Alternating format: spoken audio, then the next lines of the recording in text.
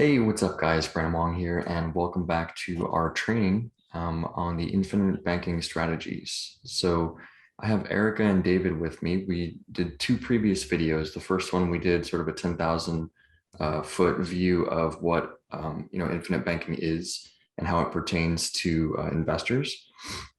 And then we did another video where we dove a little bit deeper into the details of how you can implement the strategy in your syndication business. And really, that's my focus is supporting and syndicating my own deals, but also supporting other syndicators. So in this video, we're going to be digging into a spreadsheet and doing a comparison of if you're to invest in a deal, how would it pencil out with and without using the infinite banking concept. So welcome back, Erica and David. Thank you. Thank you, Brandon. Thanks, Brandon. Yeah, absolutely. So I will go ahead and share my screen here. So yes, my recent conversation and this example that I want to show, this is actually done by a CFP, a certified financial planner. This guy is a Texas Tech grad. He's super smart.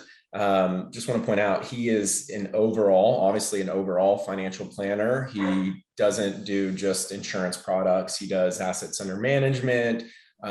He, is into the real estate side and everything. So he's very much has a wide range that he does, but he is a strong believer in the asset. And that's an interesting thing. And I think Erica would agree that we're seeing a lot more CPAs and CFPs that are fully understanding this strategy and how to incorporate it, not just for real estate investors, but business owners, even traditional financial investors that invest in 401ks can benefit from having an insurance product that they can use as kind of like a volatility buffer for income down the road, right? So there's just a wide range, but specifically what he did was he said, hey, David, I want to do a sample illustration that he's going to show a 40-year-old male standard rating. So just a kind of a general illustration, and do an overfunded policy, and then create a spreadsheet that's going to show taking all of the available cash and loaning it out of the policy and investing into a multifamily deal and it's just a 5-year deal every single year, rinse and repeat. And he has it, and we'll get into the numbers in a minute, but I want to just start the preference by saying that, there's a lot of other variables and facets to what the investment will be doing. The investment that you're in obviously is going to fluctuate in some cash flow. And then of course, we're not showing, taking available cash in the middle of the investment and reinvesting it somewhere else, right? That's just too many facets and a rabbit hole to chase. So what we're going to look at is just purely an apples to apples comparison of taking a certain amount of cash, overfunding a policy, taking all the available cash, investing it into a deal, cash flowing back into the policy, and a rinse repeat. And then he's going to also show the taking the same cash and instead of diverting it to a policy, putting it all into the investment, and kind of where does that end up. So I just wanted to point out here, this is from Eric, certified financial planner. So we have the spreadsheet here.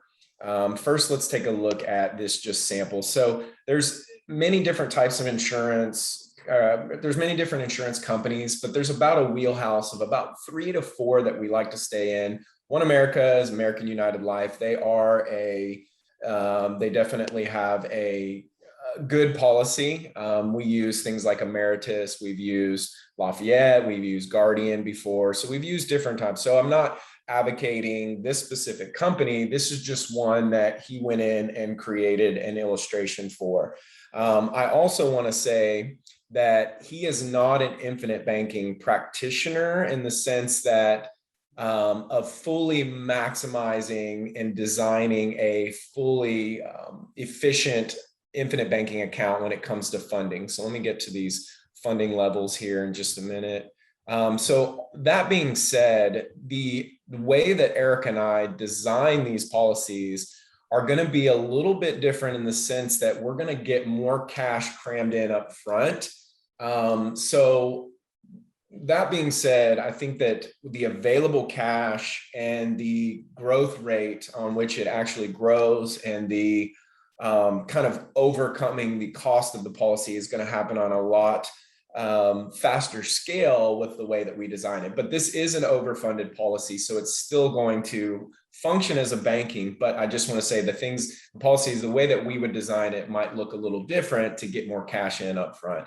So different companies are going to have different niches that they're in, right? So like the CFP, he's looking for it as like a buy and hold and use it as like a retirement distribution versus a syndicator wanting to get that upfront cash for the rinse and repeat arbitrage that we've looked at in the other two videos. So that's where, right, we always say no good or bad tool, but there's different structures for different types of policies depending on what you want to accomplish. Absolutely. And yeah, so it is an overfunded policy. So it has a $28,249 base or $250 base, which is just kind of that minimum. It has an initial dump in of 200,000 with a $100,000 dump in until age 55 for this particular example. And then it goes down to the base. Okay. And then obviously it has total cash value that starts to accumulate. So as you can see, 200,000 dumped in. He's got this person has 165,000 of available cash year one. Now, obviously there's some loan cost to that initially. So what he did was he basically went down and he said, okay, how can I set this policy to continue to basically just loan itself the available cash over these 5 years? So let's go down and take a look at the illustration actually showing the loan in and out. And I apologize for the scrolling. That's just the way I'm going to have to do that with this. And then we'll look at the Excel spreadsheet. So here's the initial outlay. And then what it has is the actual money coming in and out of it. So this is a little bit of actuarially what's going on. We don't need to dive too much into it, but it's basically showing the amount of cash, what is available for loan. So here you can see total loan balance, and that's shrinking because the reason that the year two total loan balance is 158 is because there is a little bit of an upfront cost to the loan. The insurance company withholds a little bit on the first year. And then you can see the balance shrinking because there's going to be cash flow that's coming back in. The most important thing is that the dividend, as you see here, even with this money coming in and out of this, right? So you have every 5 years, you have the loan balance going to zero because you're going to see that the cash flow from the investment is going to be paying back the loan, as well as at the end of the 5-year investment, after it settles up, you're going to take that lump sum, you're going to pay back the policy, and now there's a zero balance. And then we're going to take that additional cash that it has been growing. Now, I will say too, there's another aspect of this, along with cash flowing back the policy, we are still paying our premiums as well. So this is still going to be looked at as a funding vehicle from either other investments, savings, or our income, right? So this isn't just an example of a big dump in and then never funding it, just using it for cash flow and refunding that. And that can be done, but obviously that's not going to be as efficient as if you're continually funding it and using the available cash. Because you can see now in the second investment, there's now $684,000 that can be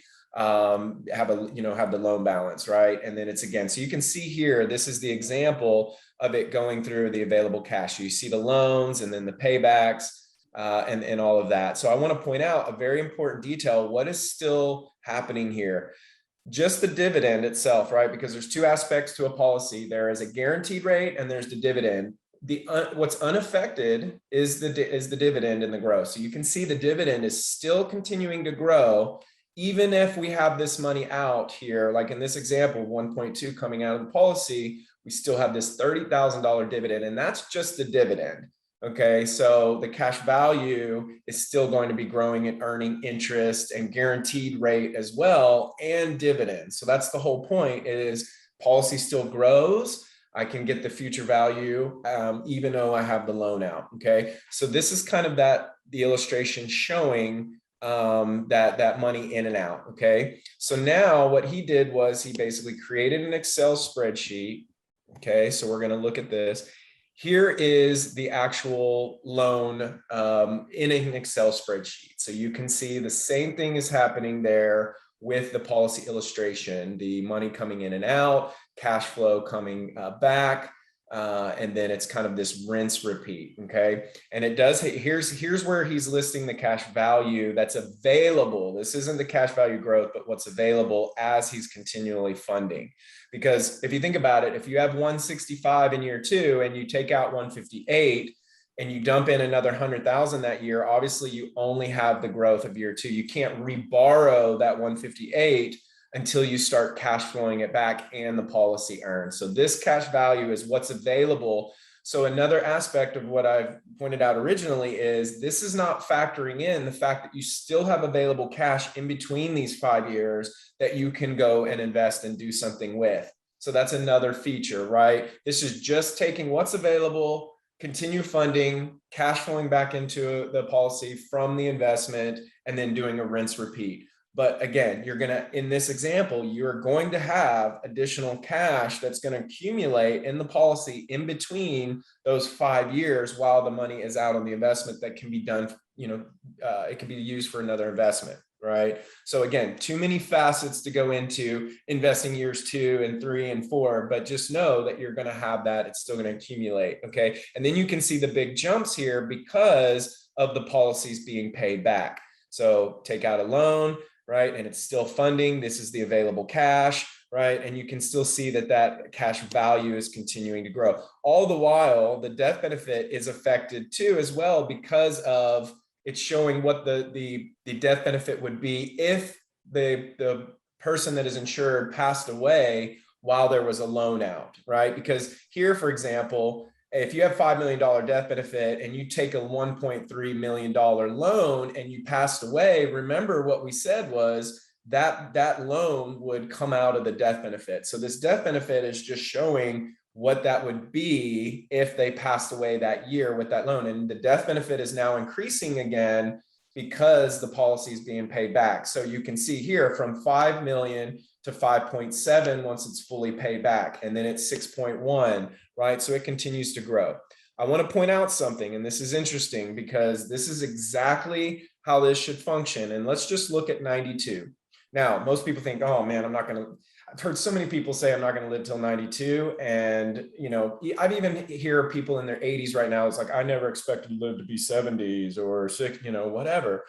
Is it very reasonable to think that people our age are going to live to be in our 90s? Absolutely. In fact, more and more people are living to 100, and they say that that's going to continue to trend upward as we have medical advancements. So I just want to point that out. Very, very much a possibility of living into our 90s. So he has us go until 92. And again, we can take this from income, but if we are rinsing and repeating this infinite banking into another asset that's creating our cash flow, that's going to be something that we're going to want to do. Now, again, there's another way to handle this. You could stop this at 70s or 60s and just start using this as supplement income. But if you're compounding and have the opportunity outside, why would you do that? But anyways, back to this. This is showing this going until 92. At 92, when the full policy is paid back through the last 5-year investment, you'll see here at age 92, there's a $9 million cash and $10.3 million death benefit. So what is happening, and that's what happens in these policies, is the cash starts to eventually creep up to where it is equivalent to the death benefit. And it goes all the way to, like depending on the policy, age 100. So in this example, if this person lived to be age 100, right, and the death benefit was, let's say 11.5, for example, and the cash was 11.5 because he only went to age 95. Let's say at age 100, the cash would be equivalent to the death benefit. And if you're still living and that policy is what they call endows, then they cut you a check for that cash value and the policy's over. So you get that growth. So I just want to point that out as well. But if you look here, age 92, there's 9.2 million of cash and 10.3 of death benefit. Here is the policy with no distributions, just kind of a set it and forget it, where it just continues to grow. And as you can see, 200 initially, 100 till age 55, and then 28,250. If we go down to age 95, it has, 92, there's 9.2 and 10.3. So it's all the same. So the policy still grew the same, with cash coming in and out versus setting it and forgetting it. But why would we want to set it and forget it if we have the ability to go use it? Okay, so just want to point that out. Now, the investment opportunity that he is going to show is just investing into a deal that is going to be a cash on cash of 6% average and a final return of 115%. So the reason we went that conservative is because there's another variable, and that's taxes, right? And it's going to be hard to illustrate and demonstrate in a Excel spreadsheet taxes, because that can vary for people, but depending on what cost segregation and bonus depreciation will be, do we still have it, what our tax brackets will be, and all of that. So we kind of, what we did was saying, okay, let's kind of really just back down the earnings so that we can kind of look at an after-tax earnings, which based on what we've seen in multifamily, 115% over 5 years is about what things have been, even on a conservative side, after tax dollars. So that's kind of where our thinking is on the earnings side. So that's after settling up taxes. Okay.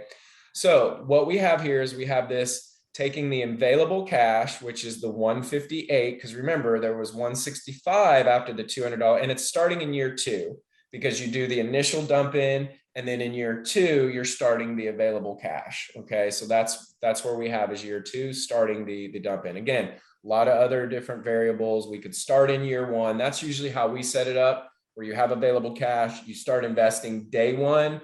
Again, just CFP, it's a little different mindset. He says, hey, year 1 dump in, we start year 2 investing. All right.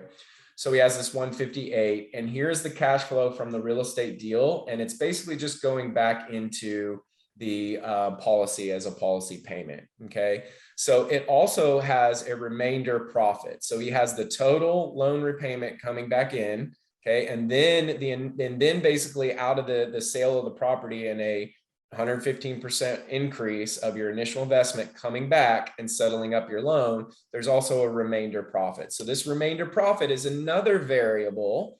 So as well as the additional cash that's accumulating because you're continually funding the policy that can be reinvested, so can the remainder profit be reinvested. It can be consumed, it can be reinvested, right? That's another variable, but he's just showing, okay, what is that remainder profit? So here's a rinse and repeat. So you can see you're going into year 7 after the year 2 to 6 is basically paid back. And you can see in the policy, there is the payback and there's the initial investment that's available. Okay.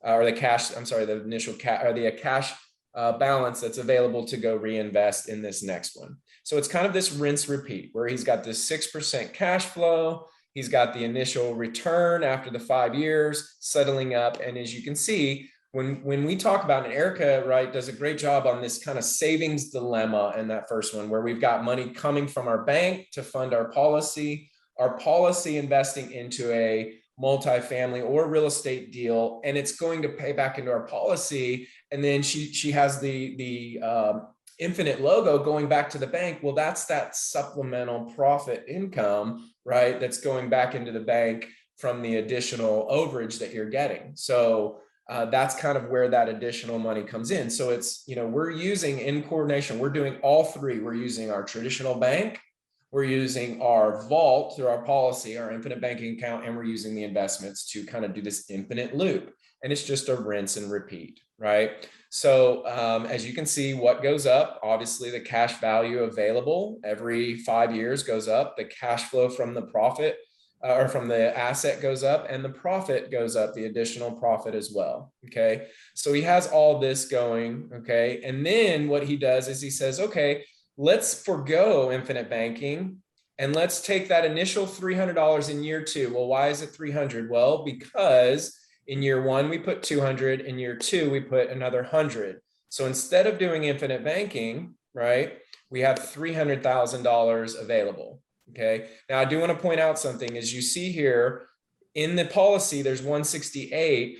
This 258 is at the end of year 2 after the dump in. Okay. So he has it starting in beginning of year 2 is the investment. That's why our initial infinite banking design shows only 158, because that's what's available after paying after the company withholding the first loan amount, right? The rest can be paid through cash flow, but the very first initial loan, the insurance company says, okay, here's 165.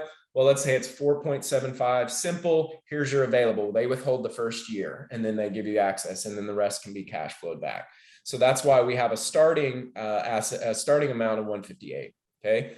So he shows this 300 just continually going in. So obviously the cash flow is higher in the beginning and the growth is higher in the beginning. So if you really look at this, which we can send this to anybody that requests it, we can send it to you, you're going to see a tortoise and the hare. And I'm going to go over here in just a minute and look at these totals.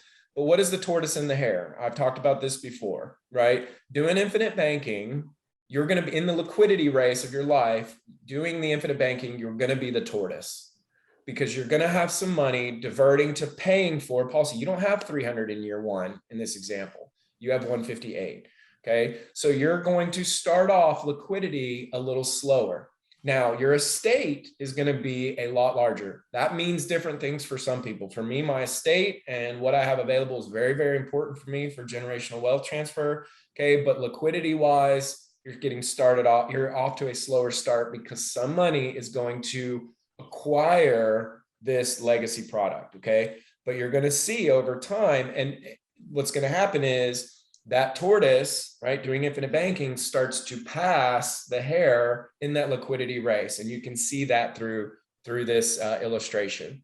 So what he's done is he basically said, okay, well, let's actually show that. Let's actually go through and let's take a look at what we have available at the end of this total up until at age 91. Okay, so at 91, doing infinite banking, he has a total investable assets of 21.8 million. And you're going to see that through the profit cash, because what he did was he took the profit on all of the investments that, every 5 years, he took the profit and had that as a total number and the available cash value, right? And then he took the overage of the death benefit, because remember, if you look at age 92, it was 9.3 million cash and 10.1 of death, or no, 10.4 or something like that. I have to go back and look, but there was about a little over $1 million of death benefit more than cash.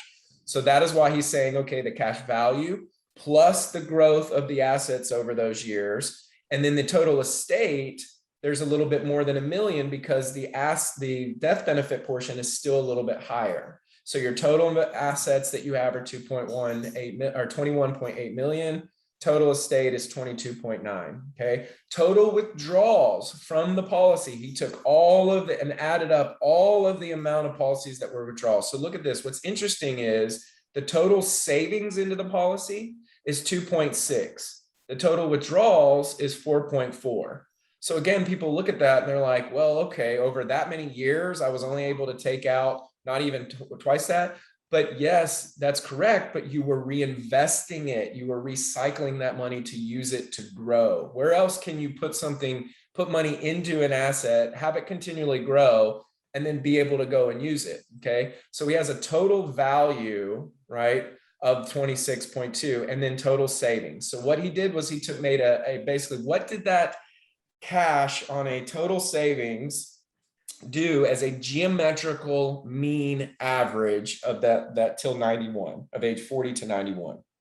And for those of you that don't know, geometrical mean average is just the compounded money average, right? So third grade mathematical average is just adding up all the numbers, subtracting numbers, adding numbers, and then dividing them by that total number of years. That's just a geometrical mean average, or I'm sorry, that's a traditional average. A mean average is, what did the money do on a compounded level? How did it actually compound? Okay. So that mean average in this scenario is 19.69, all on the pretense that you're investing in after cash, 6% cash flow, 115% total return.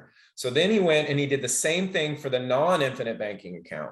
Same total savings, because the same money that went into, because we all have a finite amount of money, right? Doing infinite banking and not doing infinite banking, you're either going to funnel money into the policy or you're going to funnel that money into real estate. So you're either going to funnel it into the policy and use what's available to go and invest in real estate, or you're going to forgo the policy and take your finite savings over that time frame, whatever that may be, and put it into the investment, right?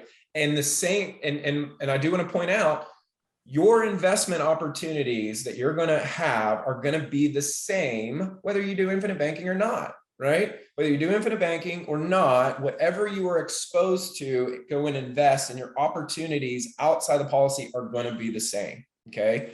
So he has here total investable assets at the end at age 91 is equal to its estate, because remember, you bought term and invested the difference. And I guarantee you at 91, you outlived your term. In fact, 98.2% people outlived their term. So there is a very high probability at 91, this person who did not get permanent death benefit does not have any more life insurance. Okay. So their total investable assets is equivalent to their total estate because they don't have a death benefit. Okay.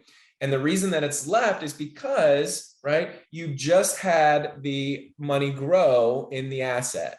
You just were able to rinse and repeat and go and invest. Now, I'm going to remind you, there's two variables that happen on both scenarios. You have cash in between, as well as you have cash in between on the infinite banking and the non-infinite banking. So could this look better? Yes, you could go and reinvest. But the whole point is, if you did it in one scenario, you would do it in the other. So any additional interest that you're going to earn is going to be the same because your investment opportunity is going to be the same.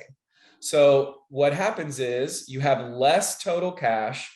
You have less, why do you have less for withdrawals is because you're not compounding in a policy, because remember, you have an additional earnings inside the policy that's allowing you to actually invest more. Because remember, when you loan from the policy and you go and invest, what's happening? That money is still growing. So when you pay back your loan, you have your profit from the investment, but you also have the growth of the policy that now you can go and loan all the money you pay back plus that 5 years of growth.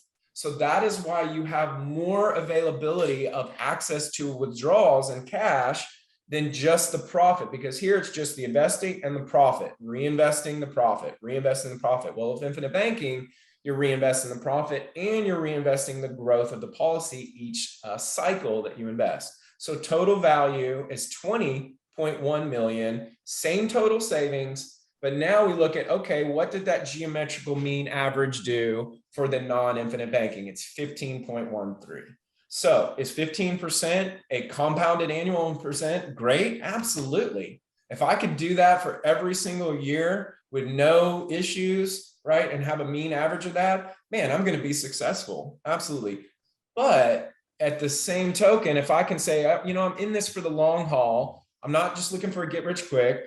I fully understand this long-term strategy. I'm going to be able to get a higher geometrical mean average and be able to have a higher estate, a higher total investable assets, more money accessible for withdrawals, which creates more value at the end, all with the same money going in, right? I'm gonna choose this. And the other aspect I'll say is my money is protected in this policy.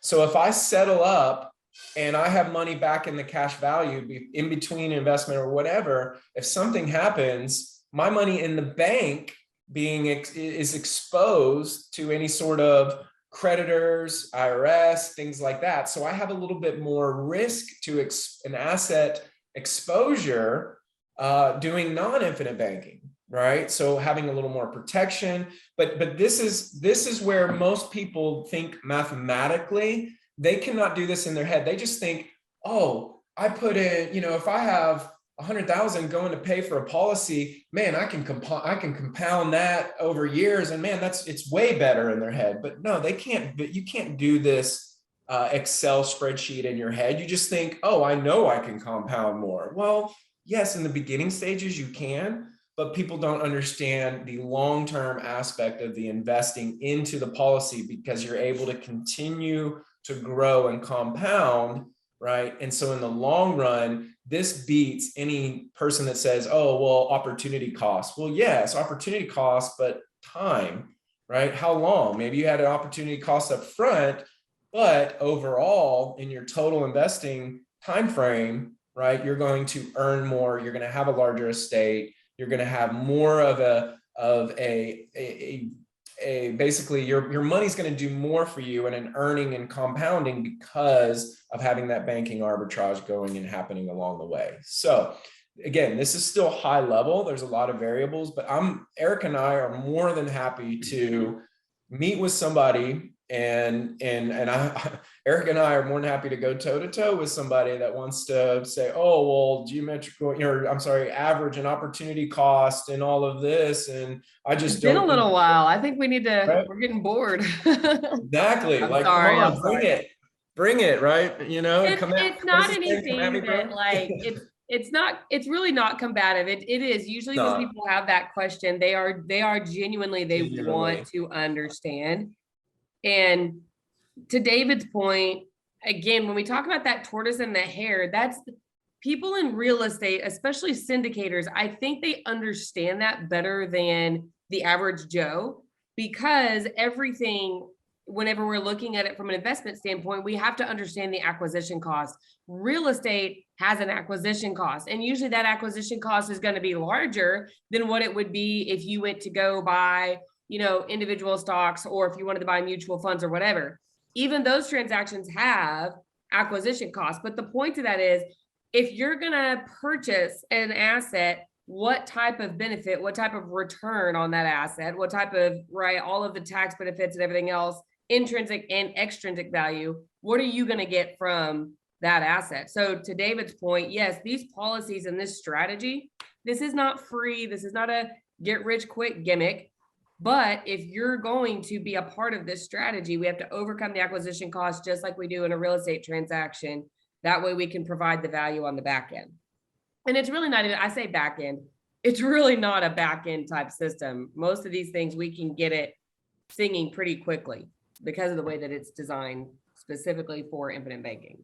Yeah, exactly. To Erica's point, like when we design this, we're gonna basically put more cash in up front, allowing an investment to start year one. So there's really not a waiting period. Usually it's, and again, depending on the tailored scenario of somebody, but usually we're gonna have access to 75, 80% of cash available for year one. There are some 60-40 split infinite bankings out there where 60% of your cash is available versus 40 going to a base. But we found that kind of 75-25 or 80-20 split is the best of both worlds, because there's some 90-10s out there where you get a lot more cash up front, but you kind of cut your nose off to spite your face. You're going to kind of really limit your ability to earn dividends down the road. So yes, you get a little bit more up front, but it slows down your growth over time. So that kind of 75-25, 80-20 is kind of that perfect mix, where a 60-40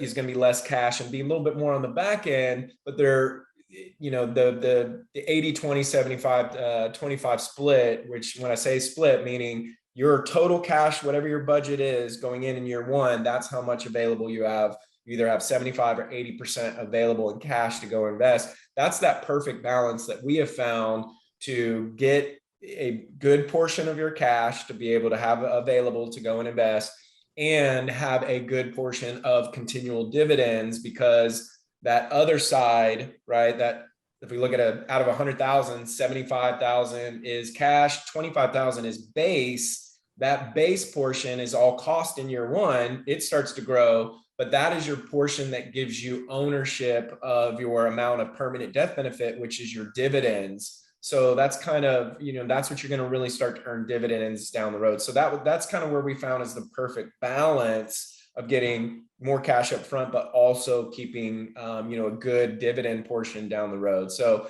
again, this is just again, he understands the concept and he's an advocate for it. He knows the infinite banking. He's read the Nelson Nash book. He's read the And Asset. He's read all the books. He's not certified planner in the sense of, or a certified practitioner of infinite banking in the sense of how to maximize a policy design, but the guy's super smart. He gets the strategy. He's utilizing a policy himself. He's investing, doing other things, but we will actually be able to take a policy and take this scenario and get a little bit more upfront for it, so that kind of tortoise and the hare race, right? Where the tortoise starts to catch up to the hare. That's going to happen sooner and overcome the acquisition cost even sooner. But again, like Erica said, not a get rich quick.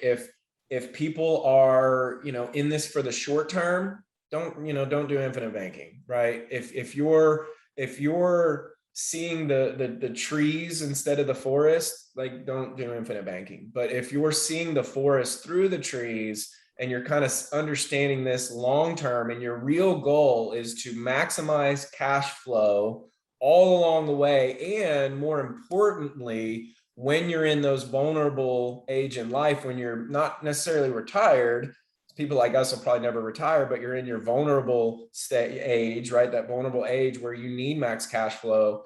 That's a strategy. Infinite banking is a strategy for that. And obviously asset protection plays a role, legacy planning, tax benefits, it's for syndicators, utilizing it as key man insurance on each other, using it as a hub where it's owned by the trust or an LLC that owns it, and use it as a warehouse of cash to possibly go get through any liquidity crisis that's happening, to pay your investors, right? And still earn in that policy. Because think about it as a syndication side, right? I know teams in Tennessee and Florida that actually use this, where they all have policies, and the beneficiaries are each other, so that if a syndicator who is an asset manager, and another one deals with the construction side of it, or another one's in a capital raiser, investor relations, right? They're key man insurance. So if one passes away, they actually have a death benefit that goes back to the team. The owners, because the owner, payer, beneficiary, and insured can all be different things. Now, the insured remains the same, but you can change the beneficiaries, you can change the owners. They can be trusts, they can be, they can be a business, they can change, and you can have payers that can change too. So while they're working together, they're using acquisition fees, they're using cash flow to warehouse in these policy banks that they have, that are all utilized as key man insurance, that during 2020, right, they had a liquidity crisis. They tapped into their infinite banking, their business infinite banking account, cash flowed investors, at least some, right? All the while, the policies were still getting dividends and interest through the anniversaries. And as these programs were coming back to help pay for, rent and different things, they were refilling that bucket, all the while their cash was still growing. So how loyal are your investors going to be if you have a strategy where you can actually continue to, pay investors in that scenario? And then when it's all said and done, and let's say this team breaks up down the road later in life, they each have a policy where they're still the insured. They now don't need key man on each other. So they switch the beneficiaries to their families, their own families. They all walk away from their partnership. They switch the owners and the payers from the business to themselves, and they all walk away with their own infinite banking that they can personally use as their own personal bank that they now pay. And now their family is a beneficiary of that asset. So just something to think about too on a syndication side. And I think we'll start to see more and more of this strategy happen with business owners in general. And you got to think, syndicators, you're in a business. You are a business owner. Running a multifamily asset is not just an investment for GPs. You are running a business, right? An apartment is a business machine. So thinking like this as a business owner, in a sense, and having these types of strategies as a business owner is important, right? So that's another topic for another day where we can dive in more specifically. But any sort of investor that has a specific tailored needs for investing, a specific finite budget, Eric and I can design something that's really efficient, cash heavy upfront. We can run, an analysis on kind of what they have available. We've done this for a client specifically, where we said, okay, here's a policy designed for you, and it was different than somebody else's, but it's specific to you. And here is an Excel that kind of shows money going in and out and being invested in a deal, and kind of here's what it looks like. And right, there's a lot of variables or a lot of things that can happen, but at least it gives you kind of a mental and visual roadmap of how this all can work out. Awesome. And you know, something I'd like to kind of emphasize and underline here is with bonus depreciation phasing out. I've actually had a couple of investors that invested for the tax benefit, you know, of getting that bonus depreciation. And so they're going to be looking for a vehicle to help mitigate their liability there. And this kind of presents the perfect opportunity for them to do that. Absolutely. Yeah, especially Absolutely. because you'll still be able to take advantage of cost segregation. The bonus depreciation, right, is going to fade out, but we'll still have that tax depreciation that we can write off. So that this infinite banking policy is going to allow you to do that. I was going to tack on one more thing that David had said earlier about, you know, again, Eric and the CFP and this design that we kind of walked through was more of a comprehensive planning overall in the traditional sense. It still has that infinite banking flavor. But one thing I really wanted to make sure that I brought back up, I know Brandon, we've talked about it, David and I yell this from the mountaintops as much as we can. When you're doing infinite banking, obviously, like we've said, you need to work with an authorized practitioner that understands how to design these policies and how they work. But as you can tell, these policies are going to vary and differ depending on what it is that you want to do. The design, the company, the funding levels, all of those things are going to vary depending on each person and what they're wanting to accomplish. So I will say some of the most consistent but positive feedback that David and I have gotten is the fact that we understand real estate, we are involved in real estate, and we know how to design these specifically so that people can rinse and recycle these dollars in and out of their policy as quickly as possible. And so there's people who know infinite banking really well. There's people who know real estate really well. But what David and I really do is we have figured out and we've specialized in helping people bridge the gap between those two and figuring out how do you make these two strategies, these two areas of our life work together. So that's just one thing I wanted to point out. Infinite banking is great. Real estate's great. How do you make these two work synergistically? And that's where David and I have really honed in and really focused on specializing. So that's some of the biggest feedback we've gotten. And it is helpful, obviously, in making sure that these policies are designed specifically for what you're wanting to do. Does that make sense? Yeah, absolutely. And I did have, you know, one last question. So a lot of syndicators, you know, when they get something under contract, they're sort of under the gun in terms of time. They have maybe 45, 50 days to put the capital together. So it sort of emphasizes the importance of getting this done before you have a deal under contract. But if they are under contract, what timeline are they looking at if they're going to put one of their either their own funds into one of these products or this system or one of their investors to have them enroll? How long does that take so that they can get them into the deal?